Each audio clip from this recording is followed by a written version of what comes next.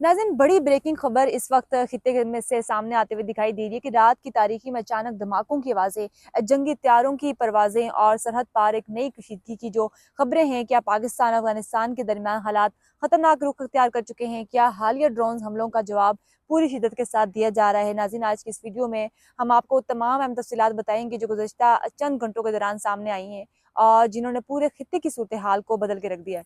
नाज़रीन, आपको याद होगा चंद रोज़ पहले रावलपिंडी और इस्लामाबाद की फ़िज़ाओं में हमने देखा कि ड्रोन्स की परवाज़ जो थी वो देखी गई। जिसके बाद सिक्योरिटी इदारे जो थे फ़ौरी तौर पर मुतहर्रिक होते हुए दिखाई दिए और सूरत हाल को कंट्रोल जो है वो किया गया। खुशकिस्मती से किसी किस्म का बड़ा जो जानी नुकसान है वो सामने नहीं आया, उसकी इत्तलात नहीं आई। ताहम इस वाक़ये ने मुल्क भर में तशवीश जो है वो ज़रूर पैदा कर दी थी।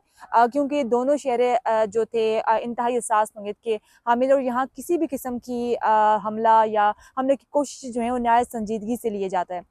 इसी दौरान सिक्योरिटी हलकों की जानिब से ये अंदिया भी सामने आता है कि पाकिस्तान इस वाक़ये को नज़रअंदाज नहीं करेगा, बल्कि बरवक्त और मौसर जवाब जो है वो दिया जाएगा। और फिर इत्तलात के मुताबिक कुछ टाइम के बाद ये चीज़ें भी सामने आई कि 14 और 15 मार्च के दरमियानी शब अफ़गानिस्तान के शहर कंदहार में फ़िज़ाई कार्रवाइयों की गई, जिसमें मुकामी ज़राए का ये कहना है कि कहीं धमाकों की आवाज़ें जो हैं वो सुनाई दी गई हैं और मुख्तलिफ अहम मुकामात को निशाना जो है वो भी बनाया गया है। सिक्योरिटी तज्ज़ियाकारों के मुताबिक इन कार्रवाइयों का मकसद जो था, इन अनासिर को निशाना बनाना था जिन्होंने पाकिस्तान के खिलाफ सरगर्मियों से जिनको पाकिस्तान के खिलाफ सरगर्मियों से जोड़ा जा रहा था। बताया जाता है कि ज़ेर ज़मीन स्टोरेज टनल्स, तकनीकी साजो सामान के मराकज़ और बाज़ सिक्योरिटी तनसीबात को नुकसान पहुँचाने की इतलात भी सामने आई हैं। पाकिस्तान का मौक़िफ़ हमेशा से वाज़ेह रहा है कि अगर सरहद पार से खतरा पैदा होता है तो इसका जवाब जो है वो ज़रूर दिया जाएगा।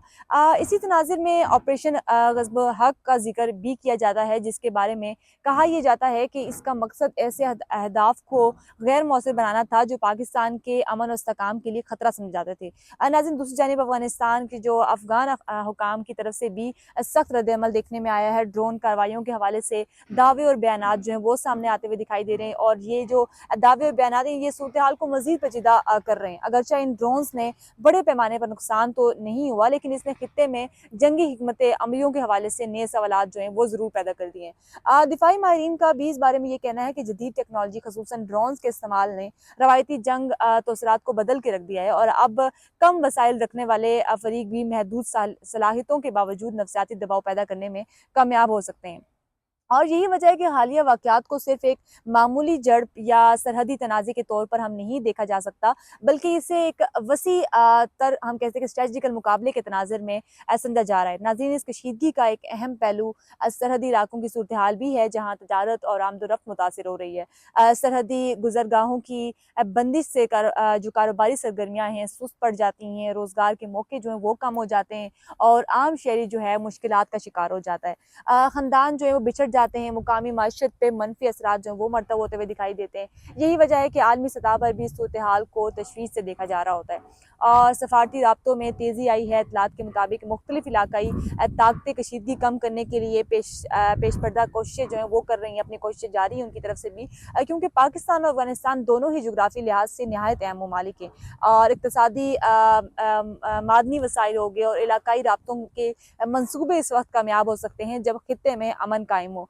दिफाई तज्ज़ियाकार ये भी कहते हैं कि पाकिस्तान की फ़िज़ाई सलाहियतें और इंटेलिजेंस निज़ाम खित्ते में मजबूत तस्वर किए जाते हैं, जबकि अफ़गानिस्तान को महदूद दिफाई वसाइल का सामना है। इसके बावजूद सख्त बयानात और मज़ाहमती मौक़िफ़ जो है अपनाना अफ़गान क़यादत की दाखिली हिकमत अमली का हिस्सा भी हो सकता है। अच्छा, यही वजह है कि एक तरफ कशीदगी बढ़ती दिखाई देती है, दूसरी तरफ मुज़ाकरात और जो तफ़हीम की बातें हैं वो की जा रही होती हैं। नाज़रीन, सवाल ये है कि आने वाले दिनों में सूरत हाल किस सिमत जाती है, किस सिमत जाते हुए दिखाई देगी? क्या सरहदी झड़पें जो हैं बड़े पैमाने के तसादुम में तब्दील हो सकती हैं? क्या मज़ीद फ़िज़ाई कार्रवाइयाँ जो हैं या ड्रोन हमले देखने को मिल सकते हैं? और सबसे बढ़ के ये है कि आम शहरी की ज़िंदगी पर क्या असर पड़ता है?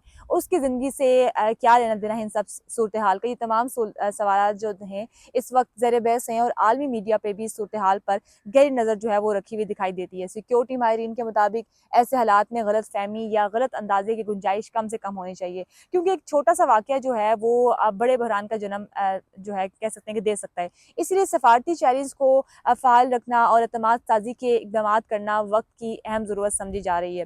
नाज़रीन, हम आप तक हर अहम पेशरफ़्त जो है पहुँचाते रहेंगे ताकि आप हक़ाइक़ से बाख़बर रह सकें। आखिर में आपसे गुज़ारिश यही है कि अगर आप चाहते हैं कि ऐसे ही ब्रेकिंग्स और मुस्तंद ख़बर जो हैं आप तक पहुँचती रहें, तो हमारे चैनल को सब्सक्राइब करना ना भूलें। कमेंट सेक्शन में अपनी राय जो है वो ज़रूर दें ताकि हम अपने कंटेंट को मज़ीद जो है बेहतर कर सकें।